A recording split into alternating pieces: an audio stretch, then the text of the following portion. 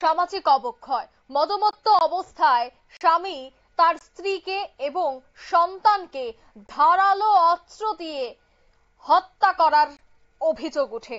ঘটনায় ব্যাপক চাঞ্চল্য। হত্যার চেষ্টার অভিযোগ কিন্তু উঠেছে সেই ব্যক্তির বিরুদ্ধে। এলাকা জুড়ে চাঞ্চল্য। জানা যায় যে তেলিয়ামুড়া থানাধীন মাইগঙ্গা এলাকার বাসিন্দা প্রদীপ নমশূদ্র প্রায় প্রতিনিয়তই মদমত্ত অবস্থায় বাড়িতে এসে তাণ্ডব চালায়।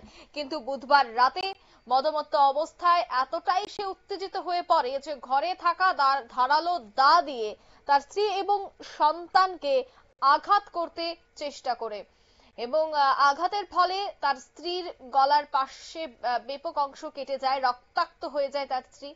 তার ছেলেও গুরুতর আহত হয় বলে জানা গেছে। স্ত্রী সবিতা নমশূদ্র এবং ছেলে অমিত নমশূদ্র চিৎকারে অন্যান্যরা ছুটে আসেন এবং তাদেরকে উদ্ধার করে তেলিয়ামুড়া মহকুমা হাসপাতালে নিয়ে আসলে সেখানে কর্তব্যরত চিকিৎসক তাদের প্রাথমিক চিকিৎসার পর অবস্থার অবনতি দেখে উন্নত চিকিৎসার জন্য রাজধানীর জেবি হাসপাতালে রেফার করে দেয়।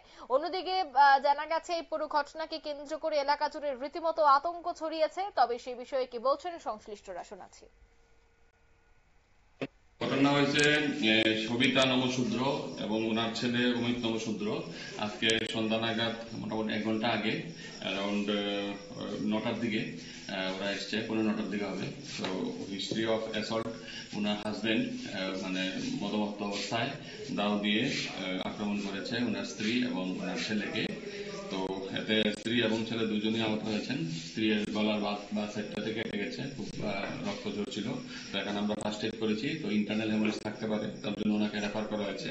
আর ছেলেটার পিঠের বা দিকের নিচের অংশ কেটে গেছে প্রায় 3-4 সেন্টিমিটার, ওখানটাও ড্রেসিং করা হয়েছে। তো ওনার মাকে রেফার করা হয়েছে, তার জন্য ওনার ছেলেও সাথে যাবে বলে দুজনকে একসাথে আমরা জিবিতে স্থানান্তরিত করেছি। এইমাত্র ওনারা গেলেন। তো আমরা তেলিয়ামুড়া পিএসকে ইনফরমেশন দেওয়া হয়েছে, ওনারা এসে ওনাদের নাম মানে যিনি মদমত্ত অবস্থায় আক্রমণ করেছে ওনার নাম হচ্ছে প্রদীপ নমশূদ্র, বাড়ি মাইগঙ্গা।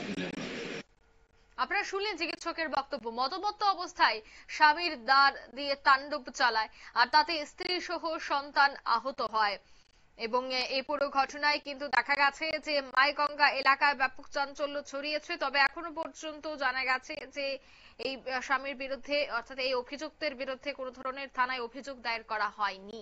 তবে তেলিয়ামুড়ার মাইগঙ্গা এলাকার এই ঘটনাকে কেন্দ্র করে এখন কিন্তু দেখা যাচ্ছে রীতিমতো উত্তপ্ত। সবিতা নমশূদ্র এবং তার ছেলে অমিত নমশূদ্র তারা বর্তমানে জিপি হাসপাতালে চিকিৎসাধীন। নিয়ে নিয়েছে ছোট একটি বিজ্ঞাপন বিরতির সঙ্গে থাকুন।